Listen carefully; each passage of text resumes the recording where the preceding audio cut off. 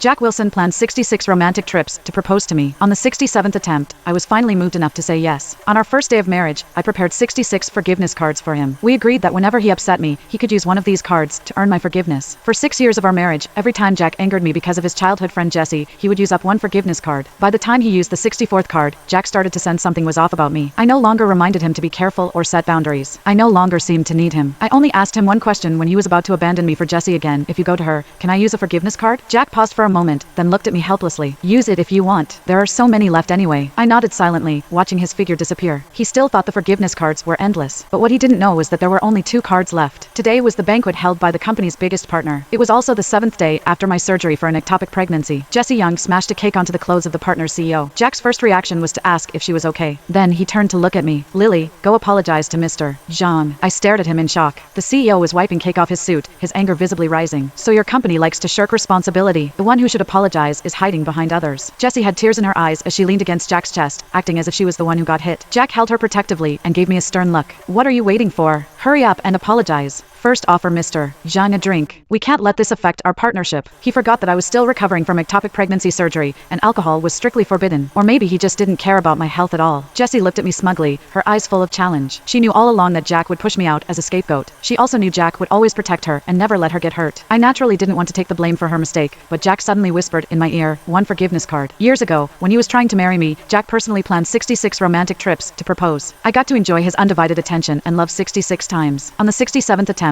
I finally said yes to his proposal in front of our family and friends. That's when I received his solemn vow. Lily, you are the love of my life. If I ever betray you, may heaven strike me. I covered his mouth before he could finish. The sight of him kneeling and swearing his love touched my heart deeply, so I agreed to marry him. To match his 66 proposals, I had a friend design 66 forgiveness cards for me. I told Jack, if we ever use up all these cards, I'm leaving you. For the first 5 years of our marriage, Jack kept the cards locked away, afraid I might impulsively use them up if I got angry. But after his childhood friend Jesse returned from overseas, it only took 1 year for him to use up 63 cards. This time, he was using the 64th card. I bent over slightly, my body trembling as I fought the pain in my abdomen. I looked at the CEO and said, Mr. Zhang, I'm truly sorry about what happened. The CEO glanced at me and could only shake his head helplessly, not really blaming me. As I bowed, I saw Jack carefully fixing Jesse's hair. Be more careful next time. What if you had hit the table and gotten hurt? Okay, you're still the same as before. Before, the pain from my surgical wound spread across my abdomen, making my face turn pale. Just bear with it a little longer. He only has 2 chances left. After the banquet ended, I followed behind Jack, just wanting to go home quickly, but he stood with Jesse, looking like a perfect couple. Jack turned to me with a cold expression and said slowly, you go home by yourself. Jessie twisted her ankle, so I need to take her to get it checked. He seemed to have forgotten about my own injury. His eyes were full of concern as he looked at Jesse. In the past, I probably would have explained that I was in pain too, then asked him to take me to the hospital with them. Then I would have cried and asked why I had to apologize when I didn't do anything wrong. But now I just nodded lightly. Okay.